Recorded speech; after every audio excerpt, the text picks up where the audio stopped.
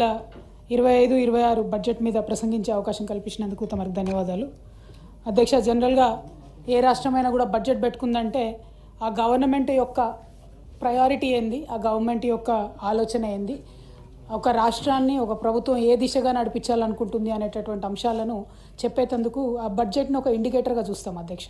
సరే, మొన్న కొత్తగా ప్రభుత్వం వచ్చింది, పోయినసారి బడ్జెట్ అంటే అంత స్పష్టత ఉండొచ్చు, లేకపోవచ్చు, లేకపోతే రకరకాల వాగ్దానాలు చేసి ఉండొచ్చు మొదటి సంవత్సరం కాబట్టి ఫస్ట్ బడ్జెట్ పెద్దగా ఎవరు సీరియస్గా తీసుకోరు అధ్యక్ష. అట్లానే ఆనాడు మా నాయకుడు కూడా మాకేం చెప్పారంటే, ఇప్పుడే వీళ్ళు ప్రభుత్వంలోకి వచ్చారు, ఒక సంవత్సరం పాటు వాళ్ళని ప్రభుత్వం నడిపి చూసిన తర్వాత మనం అడగాలి, అప్పటి వరకు ప్రశ్నించొద్దు అని అంటే మొదటి బడ్జెట్ని ఎవరం కూడా పెద్దగా ఏమీ అనలేదు అధ్యక్ష. ఇది రెండవ బడ్జెట్ అధ్యక్ష. రెండవ బడ్జెట్కి వచ్చేటప్పటికి తప్పకుండా బరువు బాధ్యత నెత్తిన ఎత్తుకోవాల్సినటువంటి సంపూర్ణమైనటువంటి జిమ్మెదారీ అన్నటువంటిది ప్రభుత్వానికి ఉండాలి అధ్యక్ష. మొదటి బడ్జెట్లో కేసీఆర్నే తిడతాం, రెండో బడ్జెట్లో కేసీఆర్నే తిడతామంటే ప్రజలు మెచ్చరు అధ్యక్ష. మాకు వచ్చేదేం లేదు, బీఆర్ఎస్ ఎస్ ఎ పార్టీ మీరు మమ్మల్ని తిడితే మాత్రం మాకు పోయేదేం లేదు, ఎందుకంటే మీరు ఎన్ని తిట్లు తిట్టినా కూడా మీ మీద పోరాటం చేసి మేము తెలంగాణ తెచ్చుకున్నాం కాబట్టి దానికి అభ్యంతరం లేదు. కాకపోతే ప్రజలు మెచ్చరు అధ్యక్ష. ఇవాళ ఈ బడ్జెట్ చూసినట్టయితే అధ్యక్ష, ఈ బడ్జెట్లో ఒక ట్రస్ట్ సెక్టర్ అంటే ఒక ప్రాధాన్యత రంగం అనేటటువంటిది ఏ రాష్ట్ర ప్రభుత్వమైనా ఏ ప్రభుత్వమైనా జనరల్గా ఎంచుకుంటుంది అధ్యక్ష. ఇవాళ ఈ బడ్జెట్ చూస్తే మాత్రం ఒక్కటి కూడా ప్రాధాన్యత సెక్టర్ అన్నట్టు ప్రభుత్వం ఫోకస్ పెట్టలేదు అధ్యక్ష. అదే కేసీఆర్ గారు తెలంగాణ వచ్చినటువంటి మొదటి సంవత్సరంలో వారు చెప్పింది ఏంటంటే, ఒకటి రూరల్ ఎకనామీ రీఛార్జ్ చేస్తాం, మేము గ్రామీణ ప్రాంతాల్లో సంక్షేమం ద్వారా డబ్బులు పంప్ చేస్తాము. రెండవది, ఒక పక్క వ్యవసాయాన్ని ప్రాధాన్యత రంగంగా తీసుకుంటాం, అంటే వ్యవసాయము, ఇరిగేషను, రైతుల సంక్షేమము, రూరల్ సంక్షేమం వీటిని తీసుకొని మనం ముందుకు పోతే ఆటోమేటిక్గా దాని నుండి సంపద సృష్టించగలిగినాం, ఆటోమేటిక్గా వెల్త్ క్రియేట్ అయింది. దాంతోపాటు నెక్స్ట్ 2-3 ఇయర్స్లో ఇండస్ట్రీస్ని మనం ప్రాధాన్యతగా తీసుకొని ముందుకెళ్ళాం అధ్యక్ష. తర్వాత సర్వీసెస్ని తీసుకొని ముందుకెళ్ళాం. సో ఇట్లా గవర్నమెంట్ అనేది ఒక ట్రస్ట్ సెక్టర్ ఎంపిక చేసుకుంటుంది అధ్యక్ష. దాన్నే ఈ మొత్తం బడ్జెట్లో చూస్తే అసలు ట్రస్ట్ సెక్టర్ అనేదే లేదు అధ్యక్ష. అంటే ఒక విజనే లేదు ఈ ప్రభుత్వానికి, ఏ దిశగా వెళ్తున్నామో, అందరికీ ఎంతో కొంత అడిగిన వాళ్ళకి అడిగినంత ఇవ్వాలి అని అంటే దాంట్లో గవర్నమెంట్ ఫోకస్ ఏముంటుంది, మన ఆలోచన ఏముంటుంది? మనం సమూహాన్ని లీడ్ చేయడానికే మనకి పొజిషన్ ఇచ్చినప్పుడు అది లేకపోవడం కొంచెం బాధాకరం అధ్యక్ష. అది లేకపోగా ఎంతసేపు క్రితం ప్రభుత్వం చేసినటువంటి అప్పుల వల్ల మేము ఏమి కూడా కార్యక్రమాలు చేయలేకపోతున్నామని ప్రతినిత్యం చెప్తా ఉన్నారు అధ్యక్ష.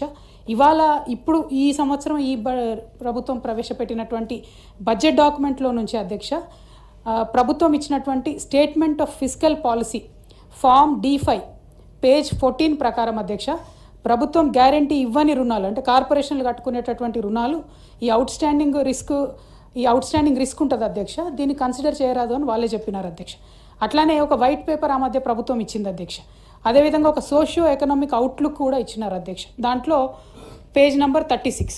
అట్లానే అవుట్ స్టాండింగ్ రిస్క్ 5% ఉన్నది కూడా మనం క్యాలిక్యులేట్ చేస్తే అధ్యక్ష, మొత్తం బీఆర్ఎస్ గవర్నమెంట్ టోటల్గా FRBMలో తీసుకున్నటువంటి లోన్లు అధ్యక్ష 3,01,897 కోట్ల అధ్యక్ష. 3,01,897. ఇది ఈ ప్రభుత్వం ఇచ్చిన డాక్యుమెంట్లోనే ఉంది అధ్యక్ష. దాంతోపాటు total outstanding weighted averages అంటే ఇవి క్లెయిమ్ చేయకపోయినా ఒకవేళ ఆ సంస్థలు కట్టకపోతే ప్రభుత్వం గ్యారంటీ ఇచ్చినటువంటిది ఎంత అంటే అధ్యక్ష 1,20,77,000 కోట్ల అధ్యక్ష. 1,20,000 కోట్ల 77,000 కోట్ల అధ్యక్ష.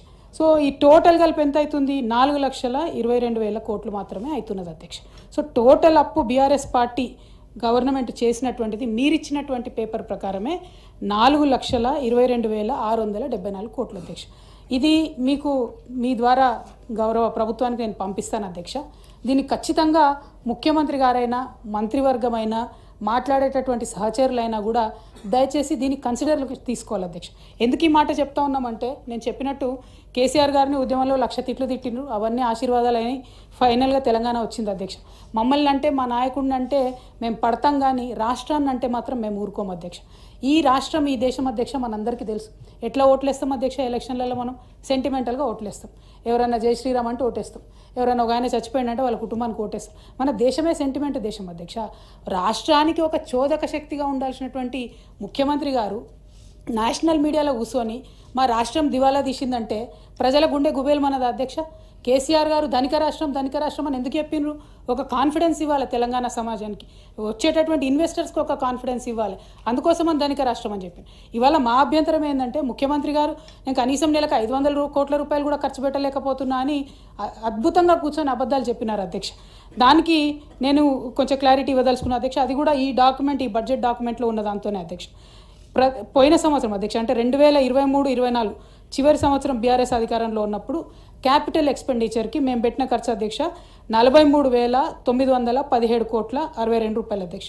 అంటే నెలకు దాదాపుగా ఒక 3,660 రూపాయలు మేము ప్రతి మంత్ క్యాపిటల్ ఎక్స్పెండిచర్, అంటే ప్రాజెక్టులు కట్టడానికి కావచ్చు, స్కూల్ కట్టడానికి కావచ్చు, మనకు తరతరాలుగా నిలబడిపోయే ఆస్తులు ఏవైతే ఉంటాయో వాటికి స్పెండ్ చేసే డబ్బును క్యాపిటల్ ఎక్స్పెండిచర్ అంటాం అధ్యక్ష. అది బీఆర్ఎస్ హయాంలో 3,660 కోట్లు పెట్టాం అధ్యక్ష. కాంగ్రెస్ గవర్నమెంట్ ఫస్ట్ ఇయర్లో అధ్యక్ష మొత్తం సంవత్సరానికి 33,087 కోట్లు పెట్టినారు అధ్యక్ష వాళ్ళు. అంటే ప్రతి నెల క్యాపిటల్ ఎక్స్పెండిచర్ కాంగ్రెస్ గవర్నమెంట్ పెట్టింది 2,757 రూపాయలు అధ్యక్ష.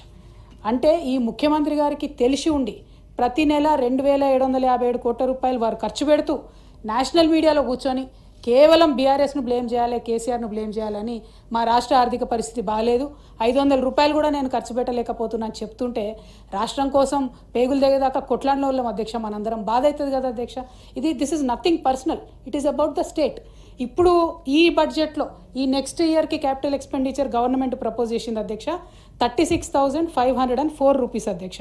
అంటే దాదాపుగా ప్రతి నెల ఒక 3,042 కోట్ల రూపాయలు మేము పెట్టుకుంటామని గుడ్ సెంటిమెంట్. ఇంకా పెరగాలని చెప్పి మేము కోరుకుంటాం అధ్యక్ష. గవర్నమెంట్లో ఎవరన్నా ఉండొచ్చు అధ్యక్ష, రాష్ట్రం బాగుండాలని కోరుకునేటటువంటి వ్యక్తుల్లో ప్రథమ శ్రేణిలో ఉండేటటువంటి వాళ్ళం మనందరం కూడా. కాబట్టి ఒక స్వయంగా ముఖ్యమంత్రి గారు వారు ఒక ఫోర్స్గా ఉండి, ఒక ఇంపిటెస్గా ఉండి, ఒక చోదక శక్తిగా ఉండి రాష్ట్రాన్ని డెవలప్ చేయాల్సిన వాళ్ళు పదే పదే ఇట్లా మాట్లాడడం నిజంగా దారుణం అధ్యక్ష. అదేవిధంగా అధ్యక్ష అప్పుల విషయంలో ఇట్లా పదే పదే అబద్ధాలు చెప్తే నిజంగా ముఖ్యమంత్రి గారికి ఇవాళ రేపు గిన్నిస్ రికార్డు కూడా ఇచ్చినట్టు ఉన్నారు అధ్యక్ష. ఎందుకంటే చెప్పిన అబద్ధమే మళ్ళా చెప్తున్నారు. అయితే ఇవాళ మీ ద్వారా నేను ఒక రిక్వెస్ట్ చేస్తా ఉన్నాను అధ్యక్ష. ఇప్పుడు నేను ఇచ్చినటువంటి డేటా అంతా కూడా నేను కంప్లీట్గా బడ్జెట్ డాక్యుమెంట్స్లోనే ఇచ్చాను కాబట్టి, ఇది ప్రభుత్వం ఇచ్చినటువంటి డాక్యుమెంట్ అని మేము బలంగా నమ్ముతున్నాం కాబట్టి, ప్రభుత్వం బ్లాక్ అండ్ వైట్లో ఇచ్చినటువంటి డాక్యుమెంట్కి శాంక్టిటీ ఉంటుంది కాబట్టి ఇప్పటికన్నా ముఖ్యమంత్రి కానీ మంత్రులు కానీ దయచేసి ఈ భాష బానుకోవాలి అధ్యక్ష. లేకపోతే 27వ తారీఖు నాడు మాత్రం ఖచ్చితంగా మేము ప్రివిలేజ్ మోషన్ మూవ్ చేస్తాం అధ్యక్ష ఈ ప్రభుత్వం మీద. ఎందుకంటే ఒకవేళ ఈ బడ్జెట్లో మీరు చెప్పినటువంటి లెక్కలు తప్పైతే మీరు ఈ హౌస్ను తప్పుదోవ పట్టిస్తున్నట్టు, లేదు ఈ అప్పులు తప్పని మీరు చెప్తున్నట్టయితే ప్రజల్ని తప్పుదోవ పట్టిస్తున్నట్టు అధ్యక్ష. ఇది కరెక్ట్ కాదు అధ్యక్ష. ప్రజాస్వామ్యంలో ఓవరాల్గా సెంటిమెంట్ ఆఫ్ ద స్టేట్కి దెబ్బ పడుతుంది కాబట్టి ఇవాళ మేము డిమాండ్ చేస్తూ ఉన్నాం అధ్యక్ష, మీరు ఇంకా అబద్ధాలు చెప్పడం దయచేసి మానేయాలి. మరి ఏది కరెక్టు, బడ్జెట్ పేపర్లు కరెక్టా, ముఖ్యమంత్రి గారు మాట్లాడేది కరెక్టా అన్న క్లారిటీ కూడా ఖచ్చితంగా ఇవ్వాలి అధ్యక్ష. అదేవిధంగా అధ్యక్ష ఇప్పుడు మనము ఇరిగేషన్ అధ్యక్ష, నేను ఇందాక చెప్పినట్టు తెలంగాణ రాష్ట్రం ఏర్పడ్డ తర్వాత ఇరిగేషన్ అనేటటువంటిది మనం ఒక ప్రథమ ప్రాధాన్యత రంగంగా ఎంచుకొని ముందుకు పోయినాం అధ్యక్ష. దాని ప్రకారం ఏం చేసినాం, 2023-24లో ఇరిగేషన్కి 29,766 కోట్ల బడ్జెట్ పెట్టుకున్నాం అధ్యక్ష. అంటే that is 12.84% of the total expenditure. అదే ఈ ప్రభుత్వం వచ్చినటువంటి ఫస్ట్ ఇయర్లో అధ్యక్ష పోయిన సంవత్సరం 22,284 కోట్లు పెట్టినారు అధ్యక్ష, విచ్ ఈజ్ అప్ టు 8.37 అధ్యక్ష. అంటే 12.8% నుంచి 8.37కి ఫస్ట్ ఇయర్లో వాళ్ళు ఇరిగేషన్ బడ్జెట్ తగ్గించినారు. పోనీ ఈ ఇయర్ అన్నా పెంచుకోవాలి కదా. ఫస్ట్ ఇయర్ అంటే అర్థం కాలేదు, ప్రాజెక్టులు రకరకాల అనుమానాలు వారు చెప్పినటువంటి అంశాలన్నీ చూసుకొని ఈ ఇయర్ పెంచుకోవాలి. ఈ ఇయర్ పెట్టినటువంటి బడ్జెట్లో ఎంత అధ్యక్ష ఇరిగేషన్కి 23,350 crores, అంటే 23,354 కోట్ల రూపాయలు. అదేంత అధ్యక్ష, కేవలం 7.5% మాత్రమే, 7.66% మాత్రమే ఈసారి బడ్జెట్లో పెట్టినారు అధ్యక్ష. అంటే ఇరిగేషన్ని రైతుల పట్ల కానీ వ్యవసాయం పట్ల కానీ ఈ ప్రభుత్వానికి పట్టిలేదనడానికి ఇది నిజమైనటువంటి తార్కాణం అధ్యక్ష. అదేవిధంగా ఇందాకటి నుంచి ప్రభుత్వ పెద్దలందరూ మాట్లాడుతూ పదే ఒక మాట చెప్పినారు అధ్యక్ష. పెద్దలు కోదండరామ్ సార్ కూడా మెన్షన్ చేశారు. ఏమని అంటే అసలు కాళేశ్వరం అనేటటువంటి ప్రాజెక్టు మీరు తుమ్మిడిహెట్టి దగ్గర ప్రధానంగా కట్టాల్సింది, కట్టకుండా మీరు మేడిగడ్డ దగ్గర కట్టినారు కాబట్టి ఇబ్బంది అవుతుందని చెప్పినారు అధ్యక్ష. 2008లో వైఎస్ రాజశేఖర రెడ్డి గారి హయాంలో ప్రాణహిత చేవేళ్ల పేరుతో ఈ ప్రాజెక్ట్ని ప్రారంభించుకున్నారు అధ్యక్ష. ఆనాడు 148 ఎఫ్ఆర్ఎల్ దగ్గర కనుక మనం తీసుకున్నట్టయితే అధ్యక్ష కేవలం 44 టీఎంసీల నీళ్లు మాత్రమే ఉండే అధ్యక్ష అక్కడ. కానీ కాంగ్రెస్ ప్రభుత్వం ఆనాడు ఉన్నటువంటి ఉమ్మడి రాష్ట్రంలో ఉన్న కాంగ్రెస్ ప్రభుత్వం వాళ్ళు తెలంగాణకు నీళ్ళు ఇవ్వాలనుకోరు కాబట్టి వాళ్ళు ఏం చెప్పిండ్రు, 152 ఎఫ్ఆర్ఎల్ దగ్గర అడుగుల ఎత్తు దగ్గర తీసుకుంటాము, దాంతో 160 టీఎంసీలు వస్తాయని చెప్పి డైరెక్ట్గా కాలువలు తవ్వడం ప్రారంభించారు అధ్యక్ష. ఎంత దారుణం అంటే అధ్యక్ష, హెడ్ వర్క్స్ లేవు, ఏం లేవు, పర్మిషన్ లేదు, ఏం లేదు. ఎంత దారుణం అంటే అధ్యక్ష, ఫస్ట్ ప్రారంభించింది దాన్ని 17,875 కోట్ల రూపాయలతోనని ప్రారంభించారు అధ్యక్ష. వితిన్ 3 years నా ఎస్టిమేషన్ వచ్చి 40,300 కోట్ల రూపాయలకు చేరింది అధ్యక్ష. ఎందుకు చేరిందంటే కారణం ఏం లేదు, హెడ్ వర్క్స్ లేవు, మహారాష్ట్ర పర్మిషన్ లేదు, సిడబ్ల్యూసి పర్మిషన్ లేదు. మళ్ళీ ఇంకా విచిత్రం ఏంటంటే అధ్యక్ష, ఆ టైంలో కేంద్రంలో కాంగ్రెస్ ప్రభుత్వం, మహారాష్ట్రలో కాంగ్రెస్ ప్రభుత్వం, ఉమ్మడి ఆంధ్రప్రదేశ్లో కాంగ్రెస్ ప్రభుత్వం, కానీ కాంగ్రెస్ సమన్వయం చేసి ఈ ప్రాజెక్టుకు మాత్రం పర్మిషన్ ఇవ్వలేదు అధ్యక్ష. ఇవ్వకపోగా 2013లో పృథ్వీరాజ్ చౌహాన్ గారు అప్పుడు సీఎంగా ఉన్నారు అధ్యక్ష మహారాష్ట్రకు. వారు ఒక ఉత్తరం రాసిండ్రు. ఏమని రాసిండ్రు, యూనిలాటరల్గా ఆంధ్రప్రదేశ్ గవర్నమెంట్ ఈ ప్రాజెక్ట్ కట్టుకుంటుంది, 152 ఎఫ్ఆర్ఎల్ దగ్గర కడుతున్నామని చెప్పి టెండర్లు కూడా ఫ్లోట్ చేసినారు. మేము దీనికి తీవ్రంగా అభ్యంతరం చెప్తున్నాము. మా దగ్గర గడ్చిరోలి, చంద్రపూర్ జిల్లాలో విలేజెస్ మునిగిపోతున్నాయి, మేము దీనికి ఒప్పుకోమని చెప్పి 2013లో వాళ్ళు లెటర్ రాసినారు అధ్యక్ష. ఈ డబ్బులు కూడా మీరు పెట్టకండి అని కూడా చెప్పినారు, కాలువలు తవ్వుతున్నారు అనవసరంగా అని చెప్పారు అధ్యక్ష. అయినా సరే అప్పటికే కాలువలు తవ్విండ్రు, మొబిలైజేషన్ అడ్వాన్సులు తీసుకున్నారు, అవన్నీ జరిగిపోయినాయి అధ్యక్ష. ఆ తర్వాత తెలంగాణ రాష్ట్రం ఏర్పడింది. ఏర్పడ్డ తర్వాత 2015లో అధ్యక్ష వ్యాప్కోస్ వాళ్ళతోని కేసీఆర్ గారు తుమ్మిడిహెట్టి దగ్గర సర్వే చేయించినారు అధ్యక్ష. అప్పుడు వాళ్ళు చెప్పింది ఏంటంటే, ఇది కోదనం సార్ కొంచెం మీరు దయచేసి సీరియస్గా వినాలి అధ్యక్ష, 75% డిపెండబిలిటీ దగ్గర 165 టీఎంసీ మనకు అవైలబుల్ ఉంది సార్ తుమ్మిడిహెట్టిలో. కాకపోతే అందులో ఒక 63 టీఎంసీలు ఛత్తీస్గఢ్కి రైట్ఫుల్గా ఉన్నటువంటి వాటర్. అక్కడ ఛత్తీస్గఢ్ స్టేట్ అప్పటి వరకు ప్రాజెక్టులు కట్టలేదు, ఫ్యూచర్లో ప్రాజెక్టులు కడితే ఈ 63 టీఎంసీలు కూడా ఉండవు. సో ఓవరాల్గా తుమ్మిడిహెట్టి దగ్గర మీకు నీళ్ళు అంత రావు అన్నటువంటిది మొదటి కారణం చెప్పారు అధ్యక్ష. రెండో కారణం ఏంటంటే వ్యాప్కోస్ వాళ్ళు చెప్పింది, 40 డిగ్రీల కోణంలో అక్కడ గోదావరి వంపు తిరుగుతుంది అధ్యక్ష తుమ్మిడిహెట్టి దగ్గర. సో మీరు అక్కడ ఏదైనా ప్రాజెక్ట్ కట్టాలంటే సాంకేతికంగా ఆ 40 డిగ్రీల కోణంలో తిరిగిన నది వద్ద కట్టడం అన్నది ఇబ్బంది అవుతుంది, అట్లా కట్టడం కుదరదు, దానికి మీరు ఆల్టర్నేటివ్ చూసుకోండి అని వాళ్ళు ఇంకొక రికమెండేషన్ ఇచ్చినారు అధ్యక్ష. మూడోది అధ్యక్ష, పెద్దలు మాట్లాడుతూ కోదనం సార్ ఏమన్నారంటే, తుమ్మిడిహెట్టి ఎందుకు కోరుకుంటున్నాం మేమంటే గ్రావిటీతోని వాటర్ వస్తాయి, లిఫ్ట్ అవసరం లేదు అన్నారు అధ్యక్ష.